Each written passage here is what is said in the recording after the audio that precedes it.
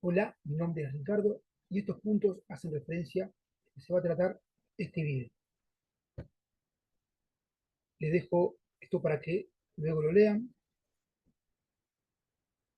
Utilizamos el esquema del puño empujando sobre un globo para entender a fines prácticos cómo se ubican las pleuras sobre el pulmón. Vemos el puño que empuja sobre el globo y en el esquema de abajo el globo está cortado, el puño sigue empujando, pero nunca queda dentro del globo, sino que va a estar rodeado por este en toda su extensión. Si esto lo trasladamos al pulmón, tenemos el pulmón cubierto por las serosas, estas pleuras que son dos hojas, una interna y otra externa. Es una hoja continua. La hoja interna es la pleura visceral, está en contacto íntimamente con el parénquima del pulmón. Esta va a ser la parte costal, diafragmática y mediastínica. A nivel de la raíz del pulmón se repliega y en ese punto, donde se llama línea de reflexión pleural, es donde va a cambiar el nombre para llamarse pleura parietal, la capa externa.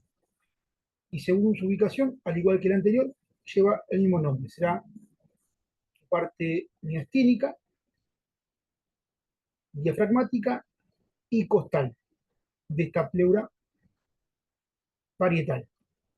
Mediastínica nuevamente, se repliega a nivel de la línea de reflexión pleural y cambia el nombre para llamarse nuevamente pleura visceral, la más interna, en contacto con el parénquima del pulmón. Y así va a seguir el nombre que le corresponde. Entre ambas serosas tenemos una cavidad. A fines prácticos, esto está más abierto, pero tengan en cuenta que es una cavidad muy estrecha, donde entre ellas vamos a ver que hay un líquido, el líquido pleural. El receso costodiafragmático es la parte de la cavidad pleural que se extiende más allá del límite inferior del pulmón. Es estrecho durante la expiración y se amplía durante la inspiración, lo que le permite al pulmón introducirse allí durante cada inspiración. Tenemos cavidades pleurales entre, como habíamos mencionado, entre pleura parietal y pleura visceral. También tenemos cavidad pleural entre pleura parietal y pleura parietal. Esto se da, por ejemplo, a nivel de los recesos.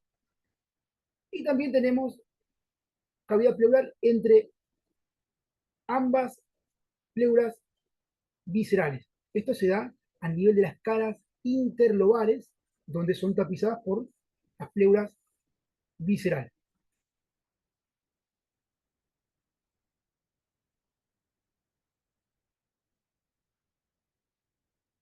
La flecha marrón indica la fuerza elástica del tórax que tiende a ir hacia la parte externa, a expandir a la caja torácica. Por el contrario, la fuerza elástica del pulmón, en la flecha azul, tiende a llevar al pulmón al colapso, que va a ser su punto de reposo. Pero tened en cuenta que, como tenemos a las pleuras, la parte parietal está pegada a la caja torácica y la parte visceral estará pegada al pulmón, y en el medio el líquido pleural que evita que la caja torácica se separe del pulmón, es decir, que se mueven juntas, ¿bien? Gracias a estas uniones. Las pleuras están sometidas a presión subatmosférica, que es por debajo de la presión atmosférica, es decir, con la que estamos sometidos todos los días. Si hubiera, por ejemplo, una ruptura en estas serosas, esto hará que haya una comunicación entre el espacio externo, que tiene mayor presión, es decir, que va a ser la presión atmosférica, y el espacio pleural, que tiene menor presión, ya que es subatmosférica. Con lo cual, en esta circunstancia, el aire de afuera se mete en este espacio pleural. Y esto me puede empujar al pulmón, produciendo lo que es el colapso del pulmón. Esto es lo que se llama un neumotórax.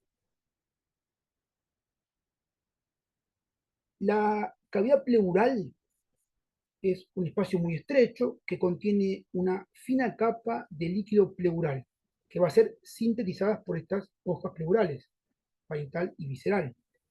El líquido pleural lubrica, permite el deslizamiento y evita que estas hojas pleurales se separen, al igual que lo hace, por ejemplo, una gota de agua si la colocamos entre dos vidrios.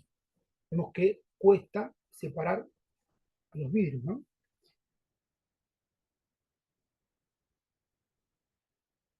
Este esquema está marcando e indica entre la pleura mediastínica y el pericardio, entre ellos, hacia ambos lados, vamos a tener, encontramos a los nervios frénicos con los vasos pericardiofrénicos, arteria y vena.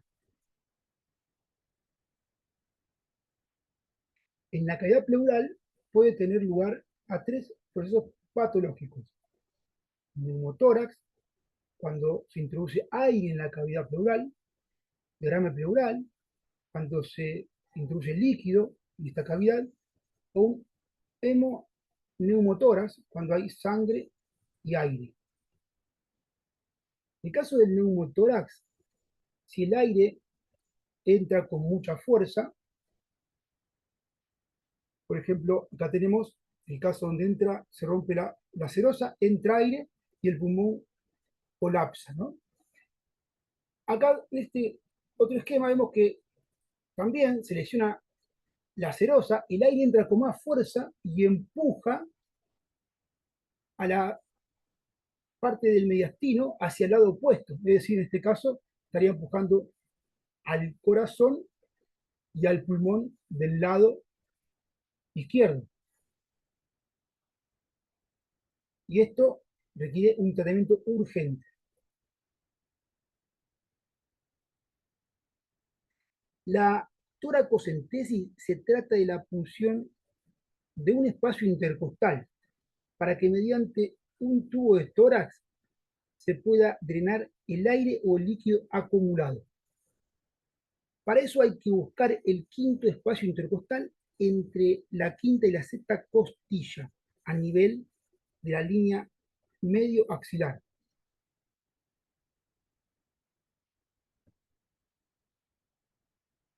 Hay que tener mucho cuidado de no lesionar el paquete vasculonervioso intercostal. Por eso esto no hay que realizarlo por el borde inferior de la costilla, sino que lo ideal sería eh, realizar el drenaje pasando por el borde superior de la costilla.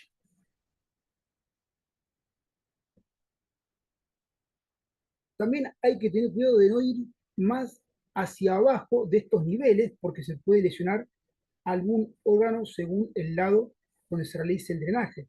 Si es a la derecha, hay que tener cuidado con el hígado, y si es a la izquierda, será, por ejemplo, con el vaso. Bien, esta es la bibliografía. Esto es todo. Ahora sí, chao, hasta luego.